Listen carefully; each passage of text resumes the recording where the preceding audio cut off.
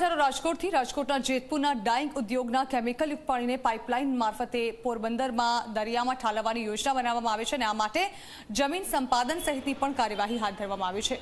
રાજ્ય સરકાર આ પ્રોજેક્ટ અંતર્ગત એવું જણાવી રહી છે કે ઉદ્યોગના આ પાણીને શુદ્ધ કરી પોરબંદરના દરિયામાં છોડવામાં આવશે। પોરબંદરમાં ખારવા સમાજ તથા સેવ પોરબંદરની સંસ્થા સહિત શહેરીજનો અને નાગરિકો આ મામલે છેલ્લા ઘણા વર્ષોથી સતત લડત ચલાવી આ યોજનાને રદ કરવાની માંગણી કરી રહ્યા છે। પોરબંદરમાં યોજનાનો અનોખી રીતે વિરોધ કરવામાં આવ્યો છે। કાળા કપડા સાથે વિચિત્ર સ્મશાન યાત્રા સાથે બાઇક રેલી યોજવામાં આવી હતી। તો સ્મશાન નજીક દરિયાકાંઠે કેમિકલયુક્ત પાણીની નનામીને અગ્નિદાહ આપી રામ બોલો ભાઈ રામ સાથે અગ્નિદાહ અપાયો હતો। પોરબંદર સમસ્ત ખારવા સમાજના પ્રમુખ પવન શ્રીયાળ સહિત પંચ પટેલો તથા પોરબંદરના તમામ માછીમાર સમાજ અને સેવ પોરબંદર સી સંસ્થાના સભ્યો સહિત નાગરિકો હજારોની સંખ્યામાં જોડાયા હતા। વિરોધ છે આપણે જે શુદ્ધ કરેલું ગંદુ પાણી જે દરિયામાં ઠલાવવાની જે સરકારની યોજના છે જે જેતપુરથી પોરબંદર આવવાની માટેની છે અને આવનારા દિવસોમાં ગુજરાતના દરિયામાં પણ અલગ અલગ વિસ્તારમાં ઠલાવવાની છે।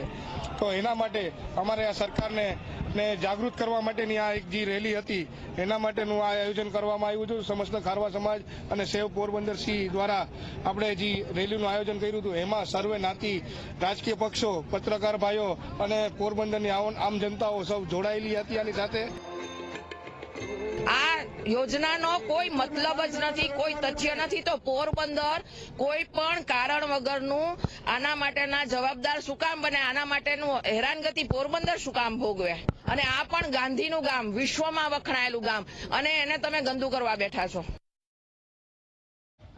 मैं धन्यता सिद्धार्थ गोकानी से पोरबंदर सी की सबसे छोटी सभ्य हूँ। मैं हे मोदी दादा प्लीज पोरबंदर में ये पानी मत आने दीजिए। हम सब आपके बच्चे बीमार हो जाएंगे, समुद्री जीव मर जाएंगे।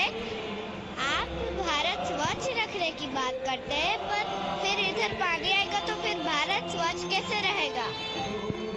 इसलिए मैं इधर जहरीला पानी नहीं आने दूंगी।